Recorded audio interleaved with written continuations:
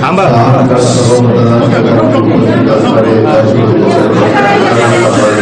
नाही ना कार्यकर्ते आणि कुणाचं नाव घ्यायचं राहिलं असेल तर ते सगळेच माझे मान्यवर महिला भगिनी महिला अध्यक्ष सेमचे सर्व प्रमुख जमलेल्या भगिनींचं काम आज मी पहिल्यांदाच पालकमंत्री या नात्याने बीडच्या परिसरामध्ये येतो. खरं तर मला अधिकाऱ्यांची एक बैठक लावलेली आहे. परंतु एक चांगल्या प्रकारचं ऑफिस सगळ्यांनी मिळून इथं केलेलं आहे. म्हणून राजेश्वर चव्हाण असतील, अमरसिंह पंडित असतील, इतर काही सहकारी असतील, त्यांनी मला विनंती केलेली होती की दादा तुम्ही पहिल्यांदाच येत आहे तर पक्षाच्या कार्यालयाला पण वेळ द्या. मला आज खूप माझा टाईम कार्यक्रम आहे.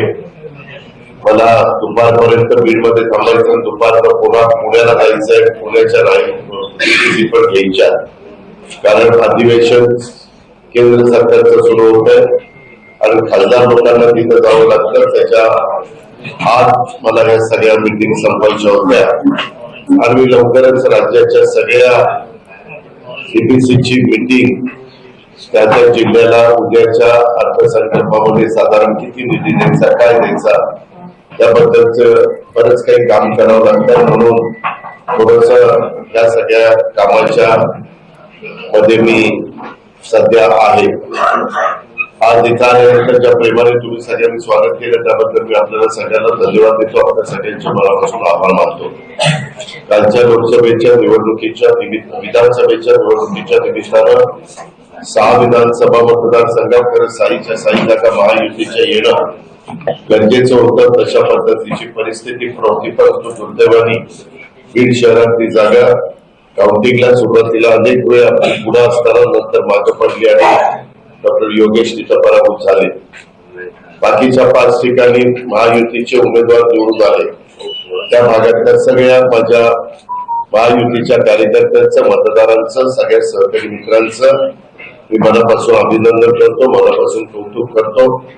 आणि शहरामध्ये आपल्याला अपयश जरी आलेलं असलं तरी अपयशाने खचून न जाता पुन्हा एकदा आपल्याला नव्या उमेदीनं येणाऱ्या स्थानिक स्वराज्य संस्थांमध्ये कसं काम करता येईल आणि लोकांचा विश्वास कसा संपादन करता येईल याबद्दलचा प्रयत्न करतो. मित्रांनो, एकंदरीतच राष्ट्रवादी काँग्रेस पक्षाची भूमिका पहिल्यापासून तुम्हाला माहिती आहे. सेक्युलर विचारधारा घेऊन आपण पुढे चाललेले.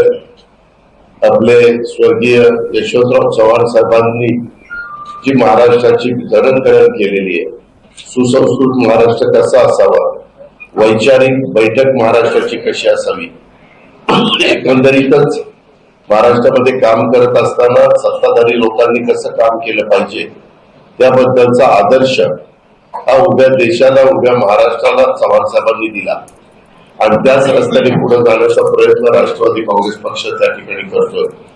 महायुतीला प्रचंड अशा प्रकारचं बहुमत मिळालेलं आहे.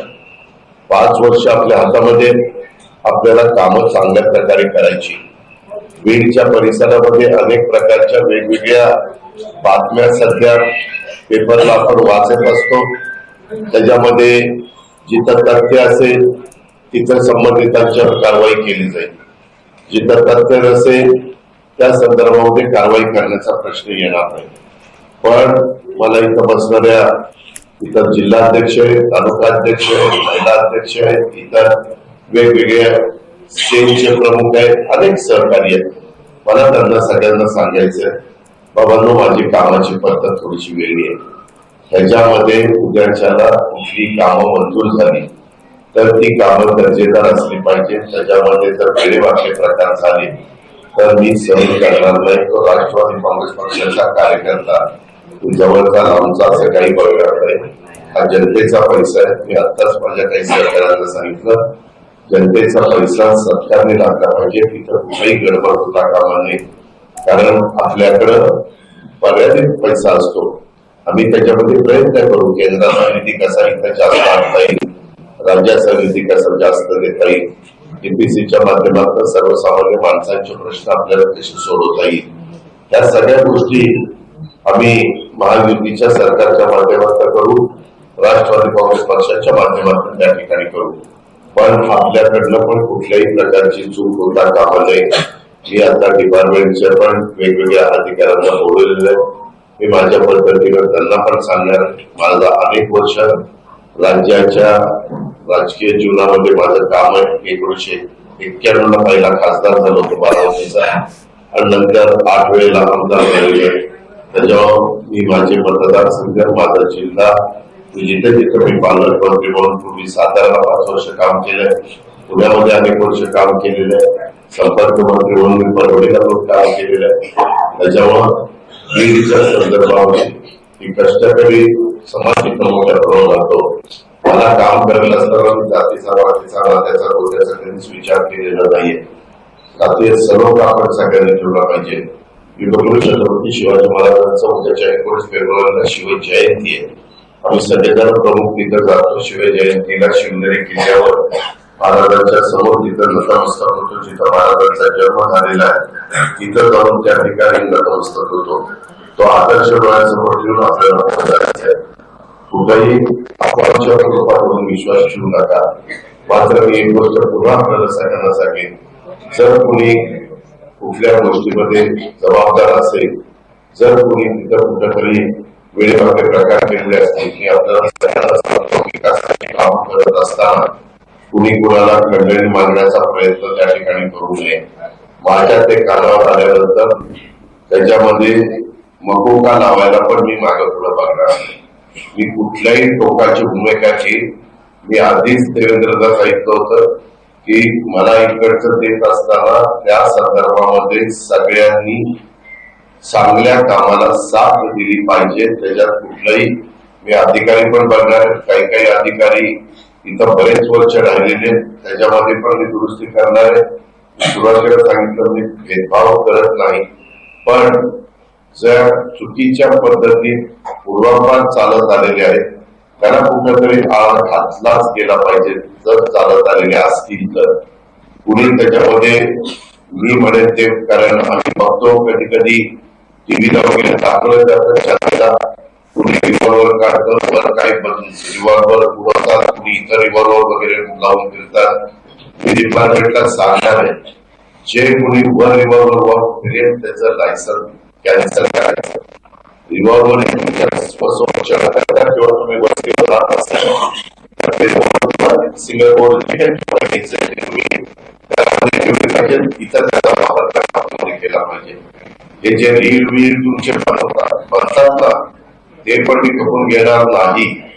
मी सगळ्याला नियम सारखा लावणार आहे. त्याच्यामध्ये कुणाला मला टार्गेट करायचं नाही, परंतु बदल झाला पाहिजे. हे मलाही जाणवलं पाहिजे, इथल्या सर्वसामान्य नागरिकांना पण जाणवलं पाहिजे. इथल्या लोकांनाही कळलं पाहिजे की नाही बाबा ह्याच्यामध्ये बदल होतोय.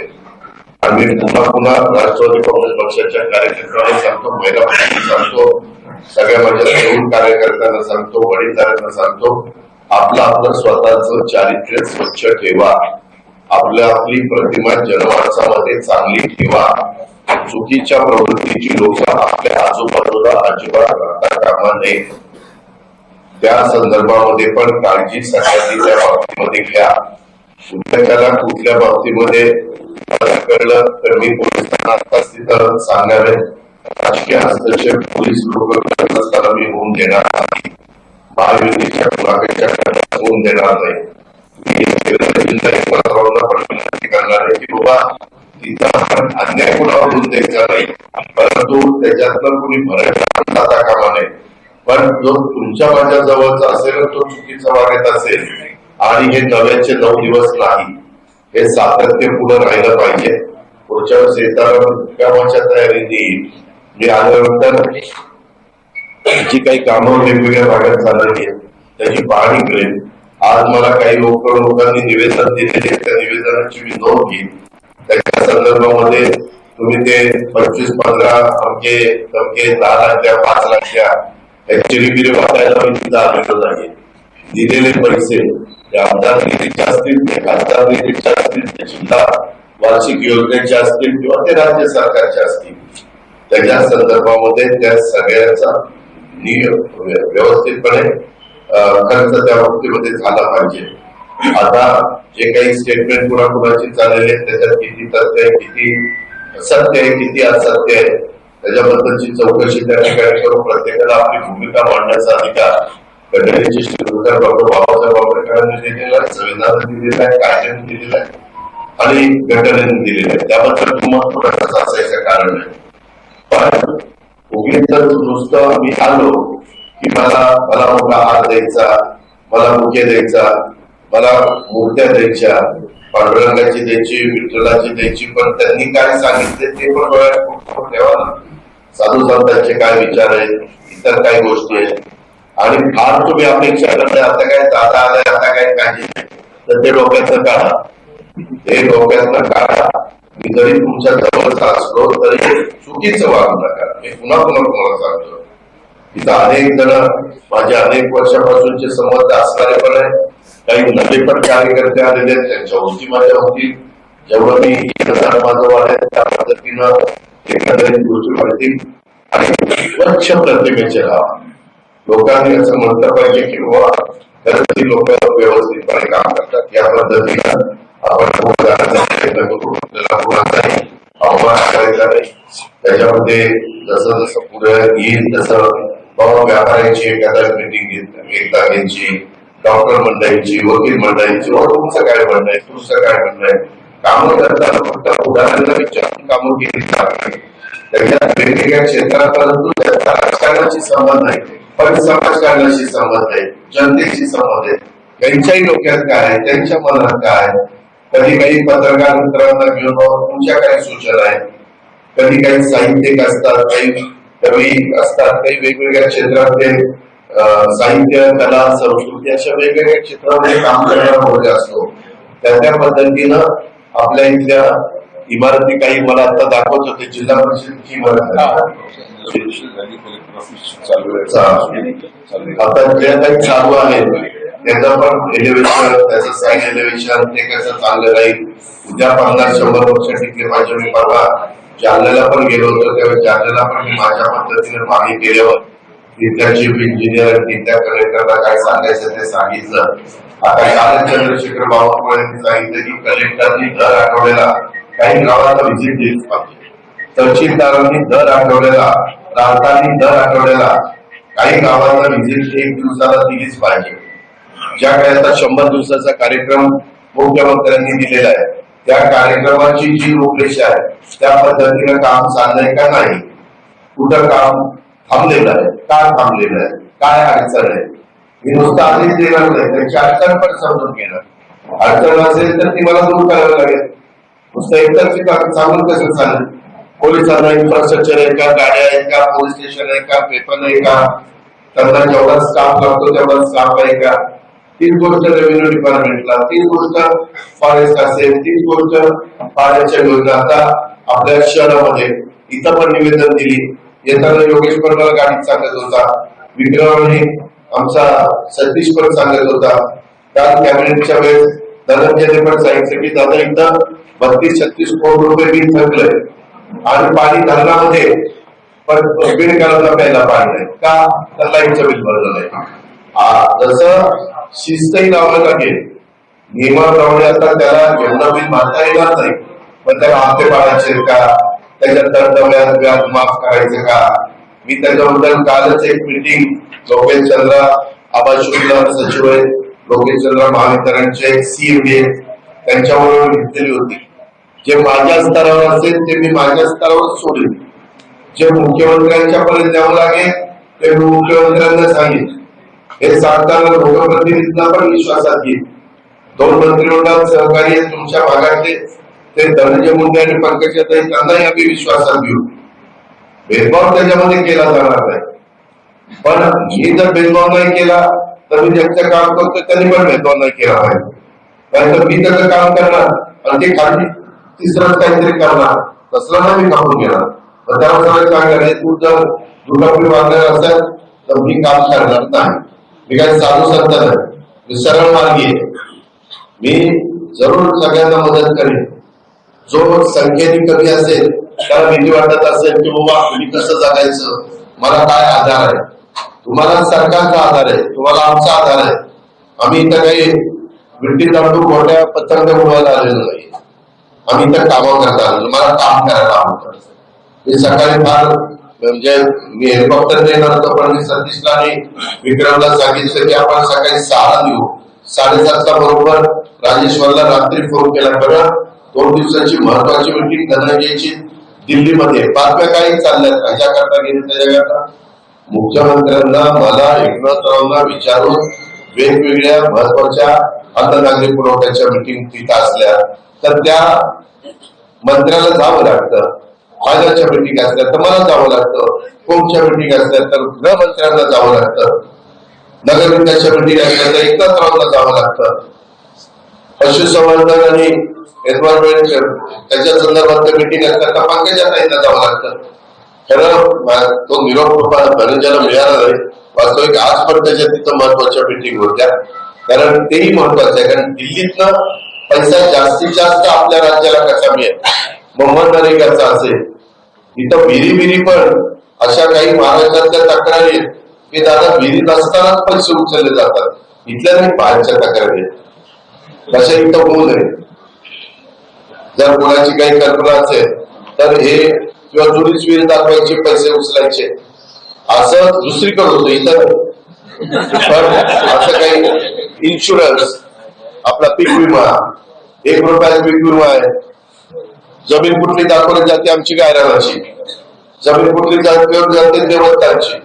जमीन सरकारची आणि त्याच्यावर पीक दुसऱ्याच आणि पैसे तिसऱ्याच्याच अकाउंटला जातात. अशा तक्रारी महाराष्ट्रात, तुमच्याकडे नाही, महाराष्ट्रात. त्याच्यावर आपण तपासणार आहे. इथं असल्या तरी तपासल्या जातील, कारण जेवढी आपण नीट शिस्त लावू तेवढा तुमचा फायदा होणार आहे. तुम्ही चुकीचे वायदे बंद केले, उद्योगपती विरुद्ध गुंतवणूक करणार आहे.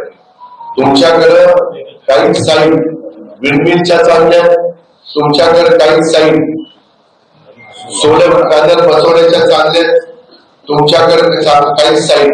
आमचा प्रयत्न आहे की मुंबई बीड रेल्वे पण सुरू करता येते का, त्यात तुमचा मुंबईशी पण पुण्याशी पण संपर्क कसा राहील. कारण दळणवळणाचा आता मी येताना ज्या रोडने आलो तो धुळ्यावरून सोलापूर त्याला जाणारा रस्ता जवळपास तुमच्या भागातला झालेला आहे. आता येताना बघितलं गावामध्ये डिवायडर काही अर्धवट सोडले गेलेले, मेन कॉन्क्रीटच्या रस्त्याला साईड रस्ताच काढलेले नाहीये. काही काही ठिकाणी आता एक जेसीबी लावला तर इथल्या येण्या बाबळी घाट काढता येईल. तुम्ही इलेक्शनला उभं राहिलं तर किती खर्च करतात ते तुम्हाला माहिती. परंतु आपलं बीड शहर आहे, आपलं परळी, आपलं गेवराई आहे, आपलं आष्टी पाटोदा शिरूर आहे, आपलं माझं गाव आहे, आपलं बनवणी आहे. त्या आपलेपणाची भावना का तुमच्या बरोबर येत नाही आणि त्याच्यात ईर्ष्या लावला किंवा परळीच्या जास्त चांगलं काम होत आहे का, बीड शहराचं होत आहे का, गेवराईचं होत आहे का, आष्टी पाटोदा का, माझं गावचं होत आहे का, केमचं होत आहे, आंबेजोगाईचं होत आहे. अशा चांगल्या प्रकारच्या स्पर्धा कुठं कामाची क्वालिटी चांगली आहे, कुठं काय आहे. आणि बरेच जण आता काय व्हायला लागल्या, आता सत्ता आली आमच्याकडे 5 वर्षाकरता, लोकांना कळलेलं हौसे नवसे गवसे आता मला येऊन फार भेटायला लागले.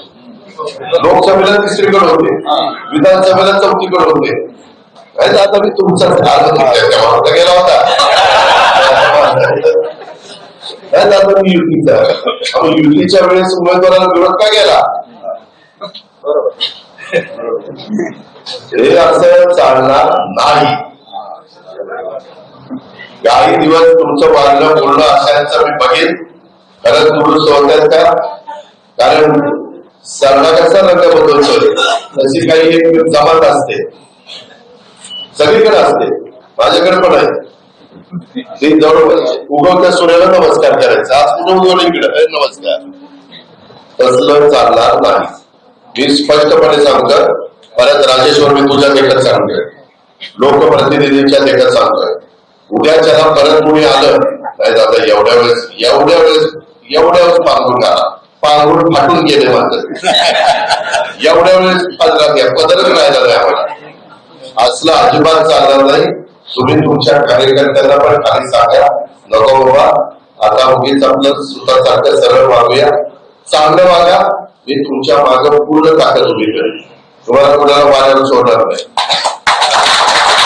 पण तुम्ही तर वागला तर तुम्हाला कारवाई केली जाईल.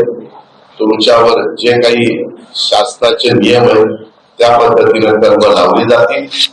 सातत्य ते राहिलं तर मकोका पण लावला जाईल, कारण 3-4 केसेस एखाद्याच्यावर लागल्या चालेल गंभीर स्वरूपाच्या तर ते होतं. बाहेरचे गुंतवणूक करायला विंडमिलवाले येत आहेत, त्यांना जर कुणी खंडणी मागितली इथं नाही तिथं नाही, हे कुठं सरकारच्या रस्ते अडवलेले पण चालणार नाही आणि ह्या सगळ्याच गोष्टी चालणार नाही. हे मी मुद्दाम सुरुवातीला सांगतो, मला खरं तर वेळ झालेला आहे. पक्ष नोंदणीचं सोयाबीन कापूस सोयाबीन खरेदीच्या बद्दलच्या सूचना मुख्यमंत्र्यांनी कालच्या कॅबिनेटलाच जयकुमारराव रावळला दिलेल्या आहेत. बाबासाहेब पाटलांनी हा मुद्दा उपस्थित केलेला होता, आज पण निवेदनाच्या द्वारे आलेला आहे. मी पण आता इथून ज्यावेळेस मुंबईला जाईल त्यावेळेस पण पुन्हा आता दिल्लीला मुख्यमंत्री आहेत त्यांच्याही कानावर घालतो की बाबा तिथं पण सांगावं लागेल. कापूस मोठ्या प्रमाणावर माझ्या शेतकऱ्यांच्या घरामध्ये पडलेला आहे, त्याच्या संदर्भात कापसाची केंद्र खरेदीची चालू करण्याच्या करता त्या बाबतीमध्ये प्रयत्न केला जाईल, मदत केली जाईल. आणि इतर जे काही सोयाबीनच्या खरेदीला काल कॅबिनेटला सांगितलं ना, वाढ दिलेली आहे. त्या संदर्भातली ऑर्डर राहिलेली असेल तर मी आता जयकुमारची बोली आणि जयकुमार आणि देवरा दोघांना बोललो होतो, त्या दोघांनाही सांगितलं जाईल. काही ग्रामपंचायतीचे सदस्य निवडून आलेले आहेत, परंतु त्यांना खरं मुदत दिलेली होती व्हॅलिडिटी सर्टिफिकेट करता, आता त्यांना अपात्र ठरवलं जातं. ते मी कलेक्टरची बोली, कलेक्टरला जर अधिकार असेल तर तेवढ्या अधिकाराचा वापर मी त्यांना करायला लावी, पण ते होऊ शकत नसेल तर मात्र मला सांगता येत नाही. राष्ट्रवादी काँग्रेस पक्षाची 2 दिवसाचं शिबिर आपल्या शिर्डीला झालेलं होतं, त्याच्यामध्ये पक्ष नोंदणीचा कार्यक्रम हातामध्ये घेतलेला आहे. पक्षाच्या नोंदणीच्या संदर्भामध्ये त्याला काही हे लावलेले रक्कम लावलेली आहे, तेवढी पक्षाकरता खर्च करायला हरकत नाही. ऑनलाईन नोंदणी आहे, ऑफलाईन नोंदणी आहे आणि नुसतंच मतदार यादी करून नोंदणी करायची नाही. मी थोडस राष्ट्रवादीचा जो कार्यकर्ता काम घेऊन मी बघणार आहे की राजेश्वर यांनी किती नोंदणी केलेली आहे. राष्ट्रवादीच्या कार्यकर्त्यांनी नोंदणी केल्याशिवाय माझ्याकडे येऊच नका आणि इतर पक्षाला मला तो सांगायचा अधिकार नाही. भाजपच्या ते युती म्हणून मला त्यांचंही काम करावं लागेल, शिवसेनेचे म्हणून त्यांचंही काम करावं लागेल आणि कॉमन मॅन त्यांचा राजकारणाशी संबंध नाही. ते कागद वाचल्यावर लक्षात येतं की काय त्या पद्धतीनं. पण संघटनेच्या कार्यकर्त्यांनी आम्ही जसं सकाळी लवकर उठून कामाला लागतो आणि उशिरापर्यंत काम करतो आणि भावना चांगली असती, त्या पद्धतीनं तुम्ही पण मला साथ द्या, तुम्ही पण मला सहकार्य करा. आणि बीड जिल्ह्याच्या बद्दल जी आज बदनामी काही जण सातत्याने प्रिंट मीडियामध्ये इलेक्ट्रॉनिक मीडियामध्ये करताय, ते आपल्याला सगळ्यांना मिळून पुसायचंय.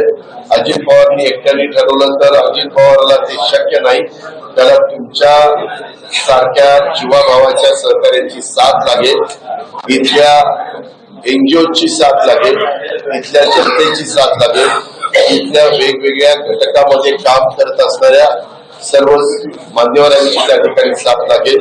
ही साथ द्या. इथं आल्यानंतर आपण जे प्रेमाने स्वागत केलं त्याबद्दल आपल्याला सगळ्यांना धन्यवाद, आपले सगळ्यांचे आभार.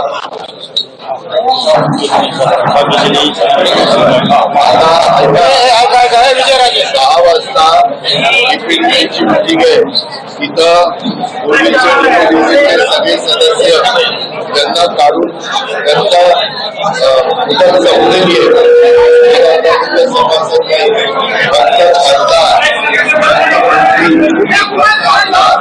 आणि संबंधित अधिकारी विकास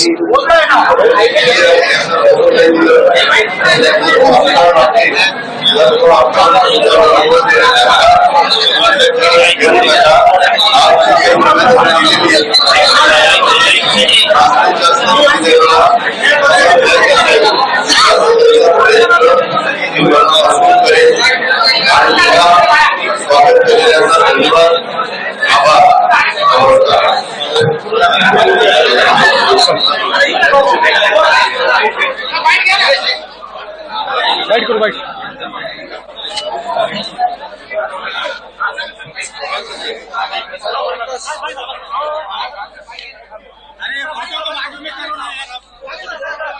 वाईट नाही करत नाही करत